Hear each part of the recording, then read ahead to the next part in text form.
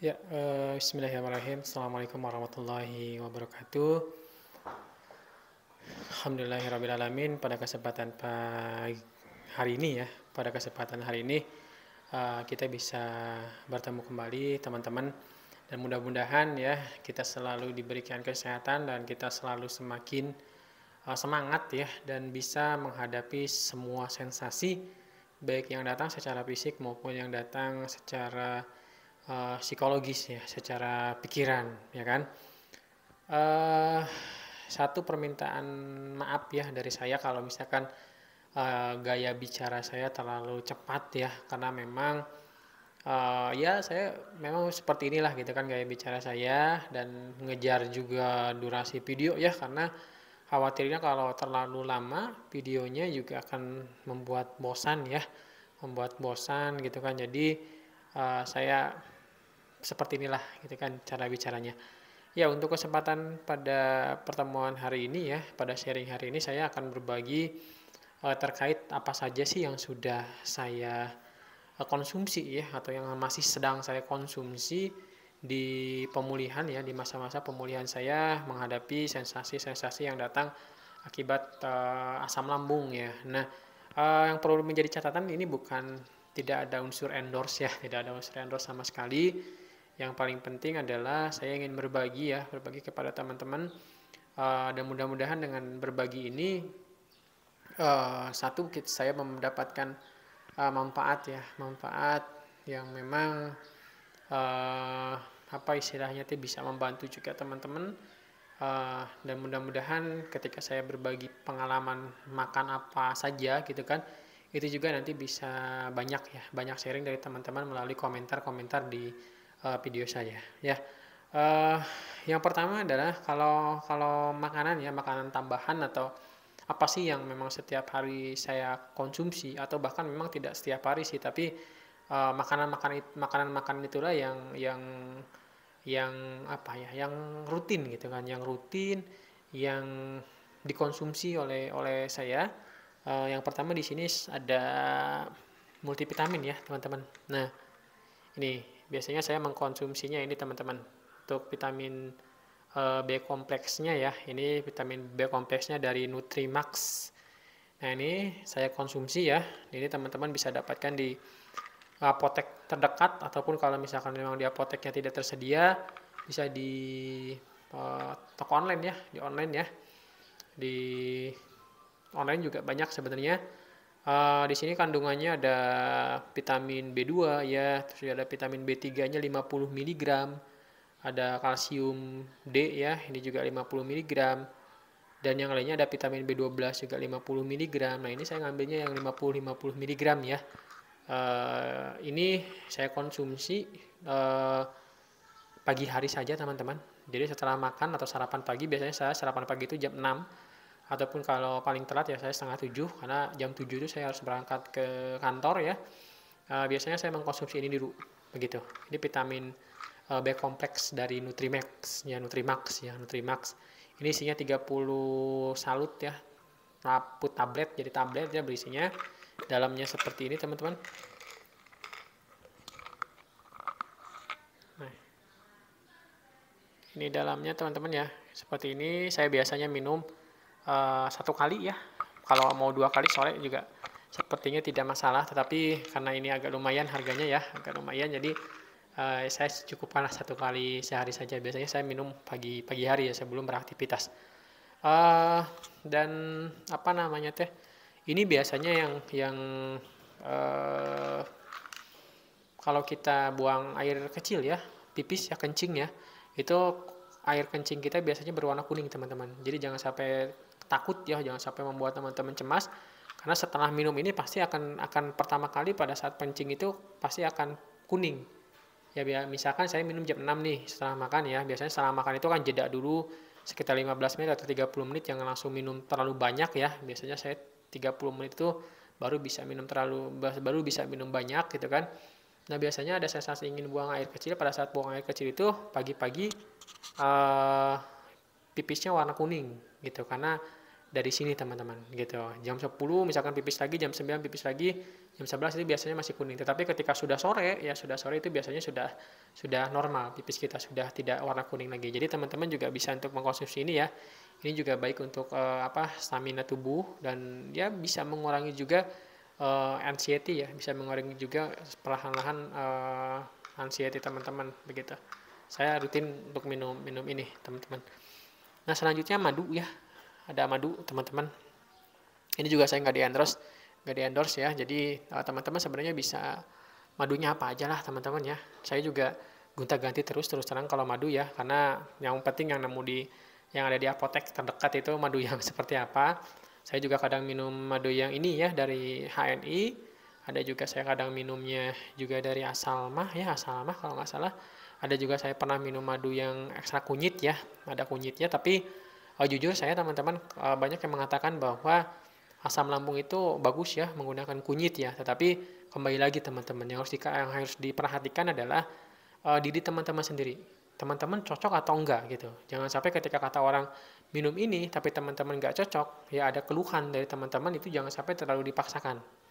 Begitu, bisa jadi orang lain mah enak gitu, bisa jadi orang lain mah cocok tapi diri teman-teman mah enggak. Kayak saya gitu kemarin. Kemarin juga saya, kata teman-teman mah gitu kan, kata orang lain mah kunyit katanya bagus ya. Tetapi pada saat saya minum kunyit, yang dirasakan itu malah sensasinya keringat dingin, cendawa terus, bahkan mual ke ujung-ujungnya, dan itu saya stop gitu teman-teman. Saya nggak beranikan diri lagi untuk makan kunyit ya, sampai saat ini saya nggak berani. Dan madu yang bercampur kunyit pun gitu kan saya simpan gitu di lemari, dan itu biasanya dikonsumsi oleh keluarga gitu. Saya nggak mengkonsumsi lagi. Mungkin teman-teman mah cocok ya, mah nggak, itu mah gimana kecocokan dari diri pribadi teman-teman. Jadi ini selalu sedia saya madu ya.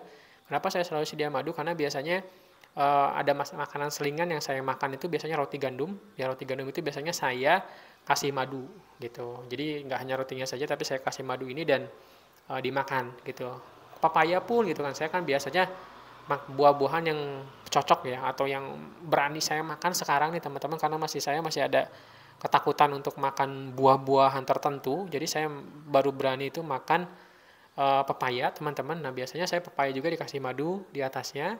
Melon juga saya udah berani dikasih madu di atasnya, dan udah teman-teman, baru itu gitu kan. Saya semangka belum berani, saya buah-buahan lain juga belum berani untuk makan. Jadi baru pepaya sama melon saja yang alhamdulillah enak gitu. Saya biasanya kasih madu. Ada juga biasanya saya kalau sedang ke sawah ya, sawah itu saya biasanya ngerabut singkong ya, ngambil singkong. Itu biasanya singkong rebusnya, itu biasanya saya juga kasih untuk madu gitu. Jadi ini bisa teman-teman stok di rumah ya untuk madu. Selanjutnya juga ada kurma ya teman-teman. Ini juga kurmanya ya manggalah bebas jenis apa saja. Yang paling penting tadi lagi-lagi cocok atau enggak dengan teman-teman. Kalau saya biasanya stok di rumah ini madu ini ya.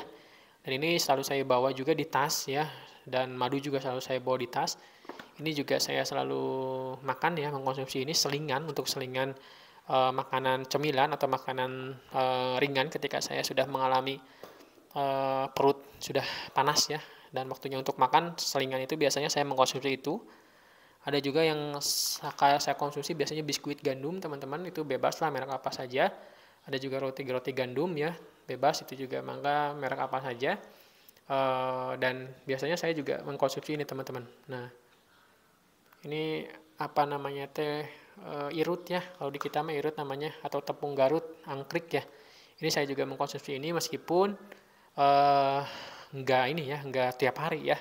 Jadi kalau tiap hari saya juga merasa bosan gitu. Jadi biasanya makanan-makanan yang tadi saya sebutkan itu ya ketika ya pengen makan ya makan itu gitu. Kalau misalkan nggak, jadi seling-selingan gitu. Satu hari ini minum, misalkan satu hari ini saya makan angkrik nih, nanti 2 hari kemudian saya baru makan lagi. Jadi nggak tiap hari juga teman-teman, karena saya jujur kalau misalkan tiap hari menunya itu terus, saya nggak bisa merasakan makanan yang lain gitu. Kasihan lidah saya, kasihan lambung saya pun pengen sensasi makan makanan yang lain. Jadi saya kadang selingan juga, kadang kalau ada tukang cilok ya alhamdulillah saya sudah berani untuk makan cilok. Ada tukang siomay juga alhamdulillah saya sudah berani untuk makan siomay. Bakso tahu juga saya alhamdulillah sudah berani. Jadi apa yang dikukus saya sudah berani makan teman-teman sekarang. Kalau dulu saya nggak berani makan sama sekali, makanya ada penurunan berat badan. Nah, ini juga bisa teman-teman menjadi solusi untuk makanan selingan dari teman-teman. Nah irut ya biasanya masak ya pakai air dingin dulu, diaduk-aduk, nanti saya tutorial masaknya lah. Diaduk-aduk baru nanti direbus ya, bukan direbus, dimasak pokoknya lah airnya ya, nanti sampai sampai mengental. Dan jangan lupa nanti dicampur juga pada saat memasak itu, mengaduk tadi pakai air dingin, biasanya pakai ini nih ya, ada gula aren yang sudah bubuk. Tadi teman-teman, tepung irut itu bisa didapatkan di online juga ya, banyak ya di penjual-penjual online. Ini pun biasanya saya bisa dicampur dengan irut yang tadi, ataupun saya biasanya suka campur dengan roti teman-teman. Jadi kalau makan roti itu tadi ya dikasih madu, setelah dikasih madu itu baru saya dikasih ini gula ini gitu. Jadi saya biasanya bawa di plastik ya, di plastik itu dibawa di tas juga, enggak dibawa segede gini, tapi saya biasanya sisihkan di plastik sedikit-sedikit, saya bawa ke tas itu buat cadangan ya, buat cadangan barangkali saya lapar di perjalanan ataupun lapar di tempat kerja. Jadi saya ada bekal gitu, bekal untuk mengisi perut saya. Nah, selanjutnya juga yang pernah saya konsumsi ya, dan memang alhamdulillah juga lumayan enak ya, karena posisinya nggak ada kardusnya nih, saya cari ya. Saya biasanya minum ini juga teman-teman ya. Ini dari kurang kelihatan ya, tapi ya sudah, mudah-mudahan bisa ada gambaran. Ini adalah Nutriplex ya.